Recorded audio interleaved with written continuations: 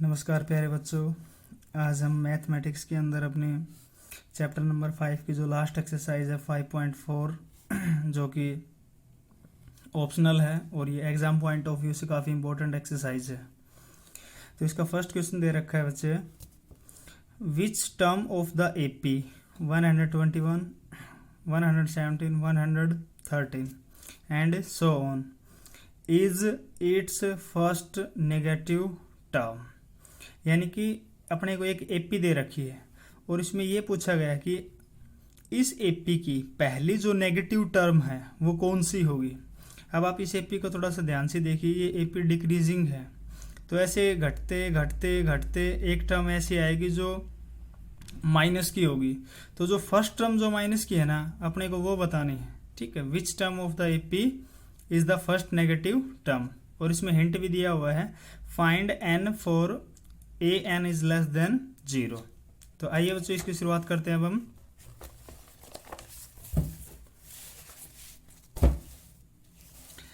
तो सबसे पहले हमारे पास गिवन है, क्वेश्चन नंबर फर्स्ट हो गया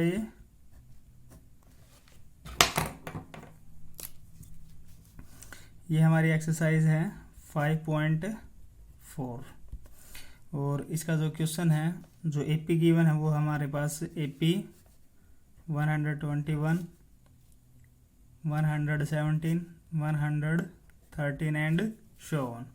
अब इसकी फर्स्ट नेगेटिव टर्म पूछी अपने से। अगर ये एपी दे रखी है तो सबसे पहले हमारे पास दो चीज़ें आ जाएंगी। एक तो first term a equal to 121 और एक आ जाएगा कॉमन डिफरेंस यानी कि डी। डी कैसे निकालते हैं हम, a2 माइनस a1 करके। a2 कितना है अपने पास 117 और माइनस a1 कितना है 121। तो ये आ गया हमारे पास माइनस का 4। तो हमारे पास a आ गया और d आ गया। अब इसने पूछा है कि फर्स्ट नेगेटिव टर्म। तो अब आप इसको थोड़ा सा ध्यान से समझिए कि जैसे ये आगे चलती रहेगी, ये डिक्रीजिंग एपी है, तो एक नंबर ऐसा मिलेगा अपने को जहाँ पे ये नेगेटिव वैल्यू स्टार्ट हो जाएंगी इस एपी की। ठीक है, तो वहीं बताना है अपने को कि कौन सी टर्म इसकी नेगेटिव होगी। अब आपको थोड़ा सा एक चीज़ पता है, अगर मान लो ये अपनी नंबर लाइन है, यहाँ पे 0 हो गया, ये 1 2 3 और इस साइड में नेगेटिव नंबर होंगे -1 -2 -3 इस तरीके से।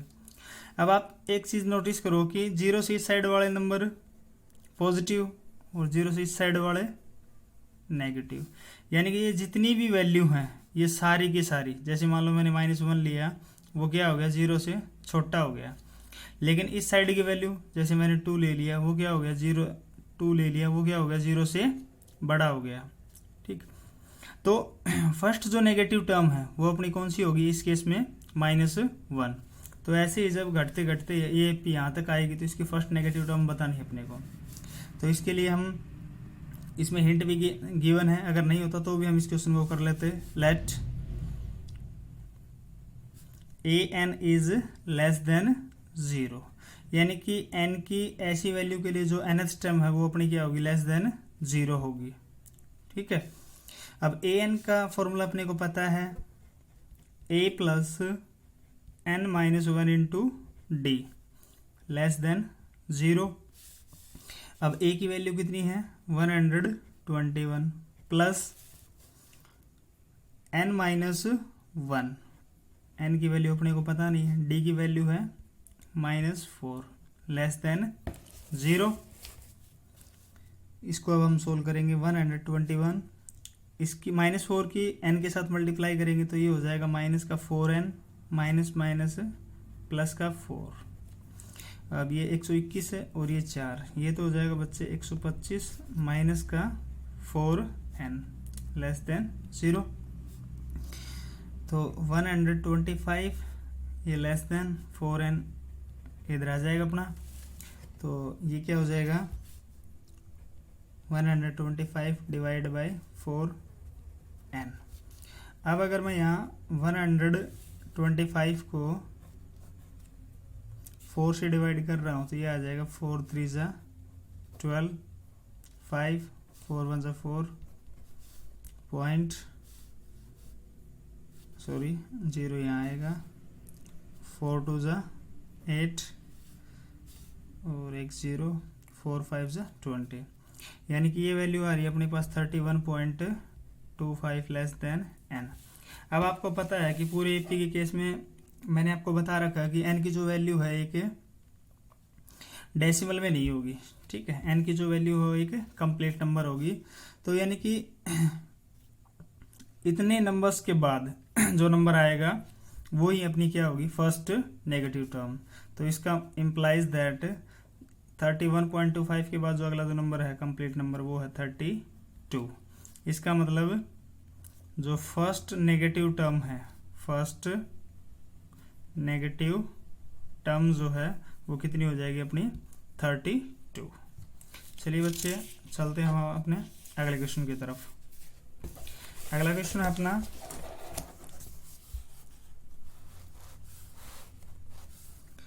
The sum of the third and the seventh terms of an AP is 6। एक एपी दी हुई है अपने को, उसने क्या कहा है कि इसकी जो थर्ड टर्म है और जो सेवंथ टर्म है उन दोनों का जो सम है वो 6 है और उनका जो प्रोडक्ट है वो 8 है। तो find the sum of first 16 terms of the AP.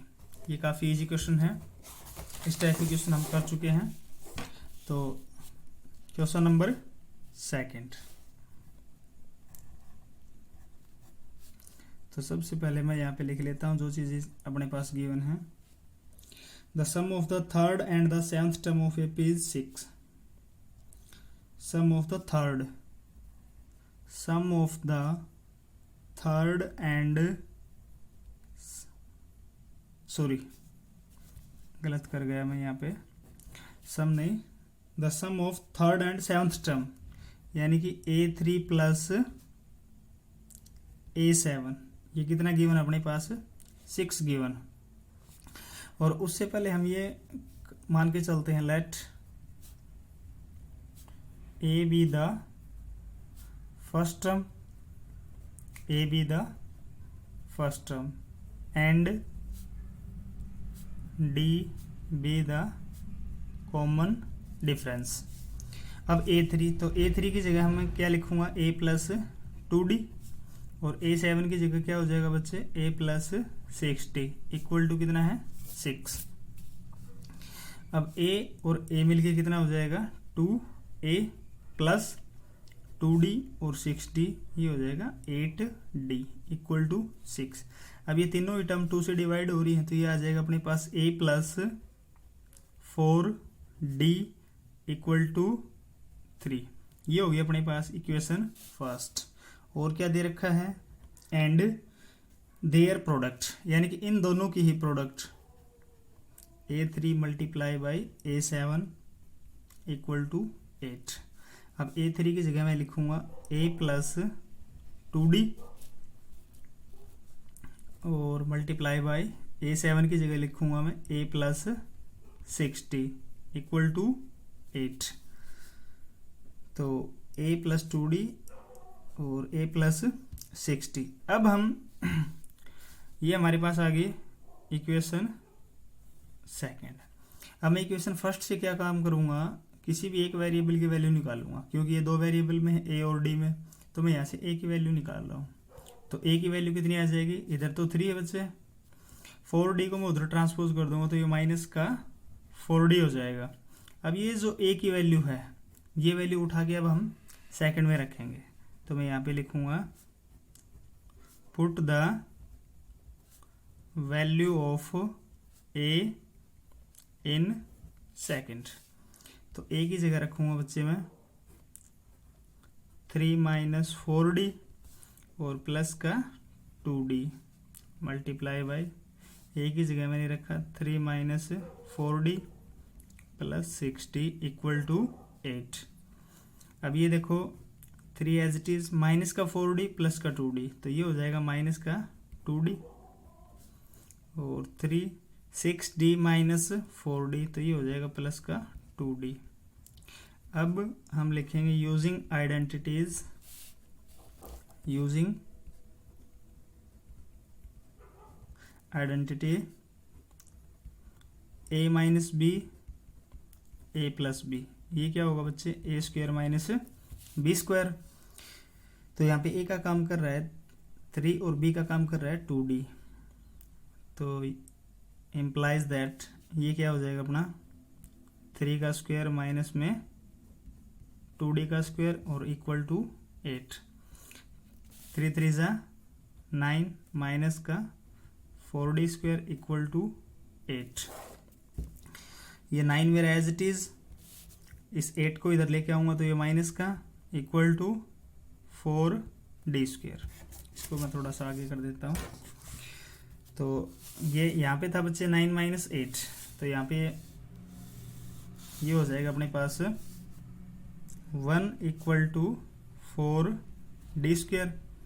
4 इधर डिवाइड में आ जाएगा, 1/4 इक्वल टू d स्क्वायर, और ये आपको पता ही है 1/2 प्लस माइनस, यानी कि d की जो वैल्यू है वो प्लस माइनस 1/2 आ गई। Now when d equal to 1/2, यानी कि जब प्लस का 1/2 है तो a की वैल्यू क्या होगी, then a equal to 3 minus 4d, d की जगह मैंने रखा 1/2, तो 3 माइनस 2 2 जा 4, 3 माइनस 2 1, and when d equal to minus 1/2, then a equal to 3 minus 4 into में d, 2 2 जा 4, तो ये प्लस का 2, ये हो जाएगा अपने पास 5। तो यहाँ पे अपने पास फर्स्ट टर्म जो 2 आ गई और 2 ही अपने पास कॉमन डिफरेंस है। अब इसने पूछा क्या था लास्ट में, find the sum of the first 16 terms. मैं यहाँ पे कर देता हूँ, जगह थोड़ी है। अब अपने को निकालना क्या है, S16। S16 आपको पता ही है 16/2, क्योंकि n की वैल्यू 2 है, और 2 इंटू में a। अब हम इसके लिए निकाल रहे हैं, तो एक बार तो a इसमें कितना है 1, प्लस में n माइनस 1, 16 माइनस 1, और इस केस में d कितना था 1/2, तो 2 8 जा 16, 8 2 1 जा 2, प्लस 16 माइनस 1 15 डिवाइड बाई 2। 2 को इधर मैं बाहर निकाल रहा हूँ, ये 8 2 बाहर आ जाएगा, तो 2 अगर मैं बाहर निकालूंगा तो इसके साथ भी मल्टीप्लाई होगी, 4 प्लस 15, ये कैंसिल आउट कर देगा, 2 4 जा 8, 15 और 4 ये हो गए अपने पास 19, 19 चौके 76। तो एक आंसर तो अपना ये आ गया, और सेकंड आंसर जो है वो होगा एंड S16 जब a की वैल्यू अपने पास कौन सी है 5 और d कितना है माइनस का 1/2, तो ये हो जाएगा 16/2, 2 इंटू में a प्लस 16 माइनस 1 इंटू में d हो जाएगा माइनस का 1/2। 2 8 जा 16, 8 2 5 जा 10, प्लस में 15 माइनस का 1/2। यहाँ से मैं 2 कॉमन निकाल रहा हूँ, तो 8 डिवाइड बाई 2, 2 की मल्टीप्लाई इधर भी होगी, 2 10 20 माइनस का 15, तो ये आ जाएगा 2 4 जा 8, 20 माइनस 15 5, 5 4 जा 20, यानी कि इसकी जो 16 टर्म्स का जो सम है वो या तो 76 होगा या 20 होगा। ओके बच्चों, तो इस प्रकार हमारा क्वेश्चन नंबर 2 जो है वो कंप्लीट हो गया। अब हम बढ़ते हैं अगले क्वेश्चन की तरफ।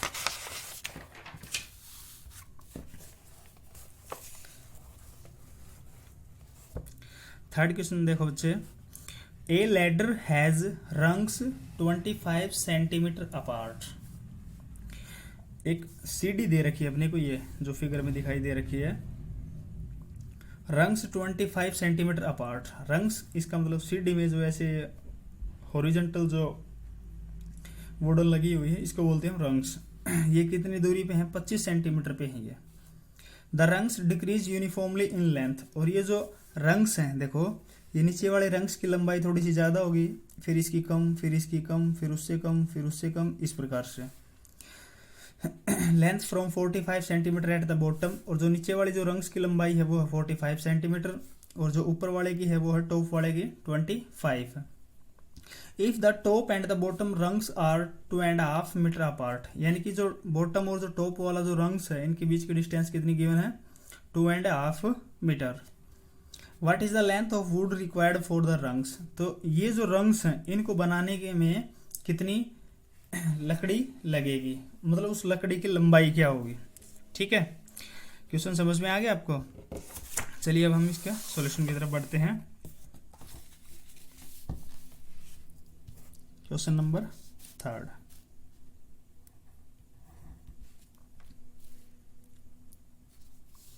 अपने को एक इस टाइप से इन्होंने के सीडी दे रखी है, बीच में डैश डैश डैश इस टाइप से।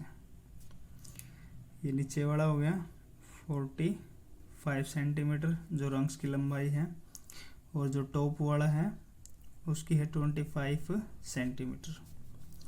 और किन्हीं भी दो रंग्स के बीच की जो डिस्टेंस है वो कितनी दे रखी है, 25 सेंटीमीटर। और जो टॉप और बॉटम वाले रंग्स जो हैं इनकी लेंथ दे रखी है 2.5 मीटर। अब ये बीच में डैश डैश दे रखा है ना, तो सबसे पहले तो प्रॉब्लम यही आएगी। इसने पूछा है कि ये जो जितने रंग्स हैं इन सभी की लंबाई बताइए। तो सबसे पहले तो अपने को ये पता होना चाहिए ना कि ये टोटल नंबर ऑफ रंग्स कितने हैं। ठीक, अब इसको निकालेंगे कैसे अब हम इसके लिए मैं बताता हूँ आपको। अब मान लो एक एग्जांपल ले रहा हूँ मैं। यहाँ पे मैंने 3 बॉक्सेस से बना दिए, 4 बना दिए। चलो, इसकी लेंथ यहाँ से यहाँ तक की लेंथ मान ली मैंने 4, यहाँ से यहाँ तक की लेंथ मैंने मान ली 4, यहाँ से यहाँ तक की लेंथ मैंने मान ली 4। तीनों इक्वल डिस्टेंस पे हो गए। अब इसमें नंबर ऑफ रंग्स कितने हैं, 1 2 3 4। तो ये नंबर ऑफ रंग्स आए कैसे है, तो टोटल डिस्टेंस कितनी होगी, टोटल डिस्टेंस कितनी होगी, 4 3 जा 12। टोटल डिस्टेंस यहाँ से यहाँ तक कितनी होगी, 12। और एक दो रंग्स के बीच का गैप कितना है बच्चे, 4। तो 4 3 जा 12। यहाँ पे तो कितना आया, 3 आया, लेकिन अपने पास रंग्स हैं कितनी, इसका मतलब यहाँ पे हम 1 ऐड करेंगे। ओके, अब इस प्रकार इसी क्वेश्चन में हम टोटल नंबर ऑफ रंग्स निकालेंगे। टोटल नंबर ऑफ रंग्स ये कितना हो जाएगा, तो टोटल जो डिस्टेंस है वो कितनी है बच्चे, 2.5 मीटर डिवाइड बाई किन्हीं दो का गैप, ये है 25 सेंटीमीटर। और प्लस में हम क्या कर देंगे, 1 ऐड। और यही अपने को हिंट में गिवन था, अगर डायरेक्ट हम हिंट उठाते तो शायद आप लोगों को समझ में नहीं आता। अब 2.5 है ये, इसको मिक्स्ड में कन्वर्ट कर लेंगे, 2 2 जा 4 प्लस 1 5/2। और ये मीटर में है तो इसको 100 से भी multiply, divide by 25 centimetre plus 1। ये इसको कैंसिल आउट कर देगा 50 पे, सेंटीमीटर से सेंटीमीटर कैंसिल, 55 जा 250 डिवाइड बाई 25 प्लस 1, 10 प्लस 1 11। अब नंबर ऑफ रंग्स कितने आ गए अपने पास, 11।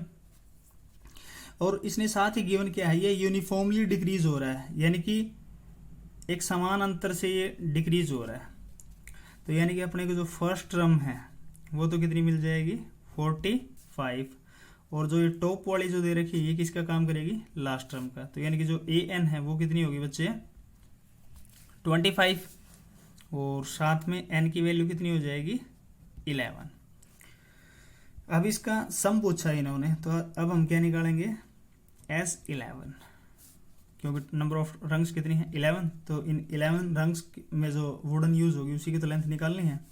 तो S11 इक्वल टू 11/2 इंटू में 2A, ए की वैल्यू 45 प्लस n-1 यानी कि 11-1 इंटू में d,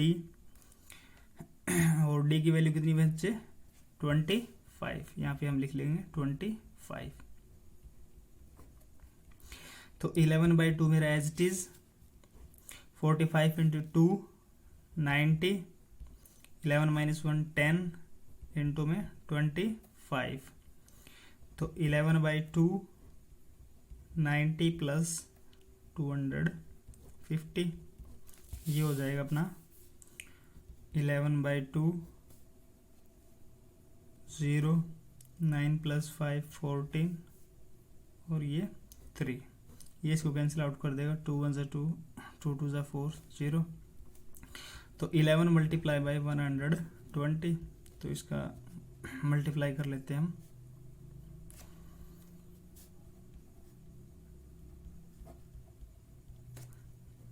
(1320 सेंटीमीटर) 1320 सेंटीमीटर, या फिर 1320 को अगर मैं 100 से डिवाइड कर दूं तो एक जीरो कैंसिल, ये आ जाएगा 13.2 मीटर। इतनी वुडन यूज होगी इन रंग्स को बनाने में। तो इस प्रकार हमने एक्सरसाइज 5.4 के 3 क्वेश्चन कंप्लीट कर लिए हैं। अब आगे बढ़ते हैं हम क्वेश्चन नंबर 4 की तरफ। अब क्वेश्चन नंबर जो 4 है, क्वेश्चन नंबर 4 क्या बता रहा है बच्चे?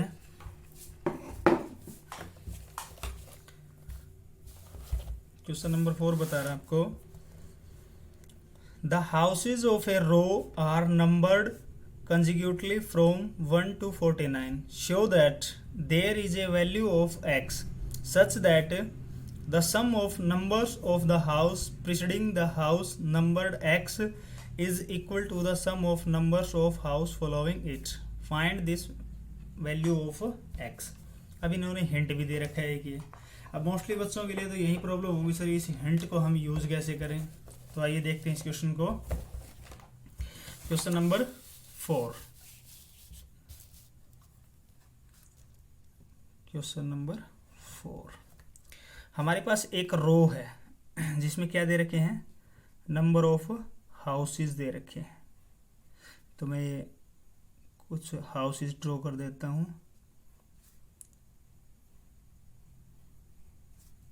इस तरीके से।